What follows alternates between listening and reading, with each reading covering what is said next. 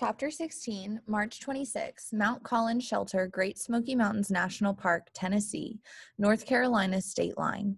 Miles hiked today, 13.5. Total miles hiked on the Appalachian Trail, 199. Weather, cold, high up, muddy, snow melting. Springer walks and runs in my very earliest memories, but in all my later ones he is weak, far weaker than me. He couldn't push his own wheelchair. His arms were never strong enough. From the time he was 11, he used an electric-powered chair. Springer could not lift a regular baseball bat, let alone swing one. So when we played in the yard, he used a hollow plastic one. He could not throw a regular basketball, but he could throw a lighter ball, though never high enough to make a basket. He needed help to get his school books out of his backpack. Using a pencil, he made his fingers tired. On the Appalachian Trail, I grew stronger every day. I carried 30 pounds on my back, up and down mountains, over rocks, in the cold wind and hot sun. I no longer felt achy at night. Mom was as fit as I was, and we walked farther every day. We ate often, as much food as we could hold. It was odd to think of someone like Springer, all the problems he had and all the things he could not do, and realize that he came from my mother, who looked so healthy and strong, but who carried Springer's disease in every one of her cells. Odd to think how I might carry it in mine. We had rested a day at the hike inn until Mom's sore ankle felt better and the snow had begun to melt. Vivi stayed with us. Like us, she'd gone up the trail for a few days. She'd flown to Baltimore for her niece's wedding. It was good, she said. Gave me a chance to see my kids. Gave them a chance to see me.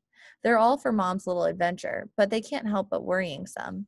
Vivi laughed. My youngest nephew kept saying, "But you said you were going to be a through hiker." He couldn't understand that through hikers didn't have to hike nonstop. Mom let out a snort. I didn't say anything. I tried to picture Vivi's kids. Do you have grandchildren? I asked. No, she said, but my daughter got married over Christmas, so maybe I'll get some soon. The good Lord willing and the creek don't rise. We left the hike in to enter the Great Smoky Mountains National Park, and right away it seemed like a different sort of trail. There were rules to follow about where we could sleep and what we could do.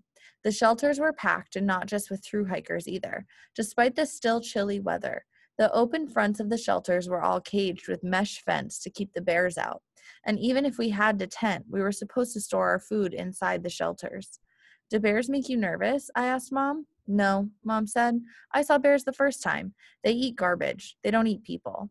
At least not often. At Derrick Knob, we met a guy named Trailhead.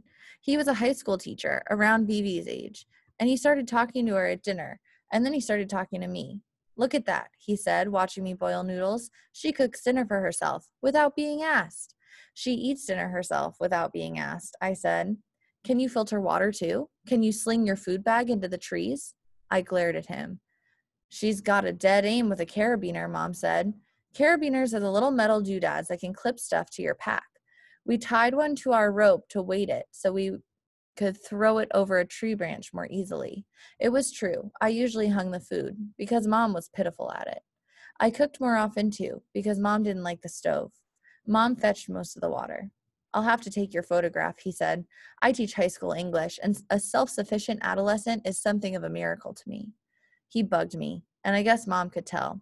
Self-sufficiency is made, not born, she said. Something in her tone made Trailhead back off.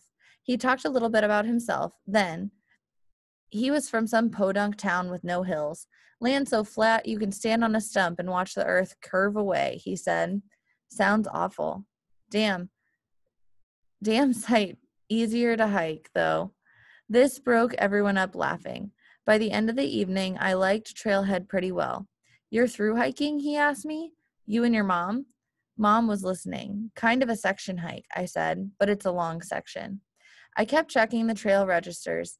Beagle's notes were getting more mysterious. At Fontana Dam, he wrote, hiking in snow is a miserable experience, wet and cold. Good night, Katahdin, wherever you are.